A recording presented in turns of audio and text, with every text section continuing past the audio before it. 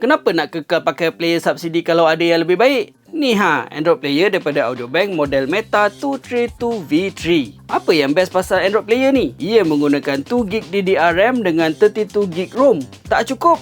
Boleh top up dengan USB. Skrinnya 2.5D dengan Gorilla Glass Capacitive Touch. Kuat tapi smooth je bila touch. Android ni juga menggunakan 1280 dpi x 720 dpi IPS screen. Memang jelas dan sharp. Selain itu, Android player ni dah built-in 50W times 4 channel power amplifier tau. Kalau tukar speaker aftermarket, Android still boleh support power dia. Untuk audio yang lagi sedap, Android ni ada DSP dengan 32 band equalizer.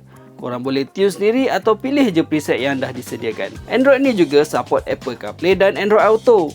Guna wireless je, senang dan lebih selamat.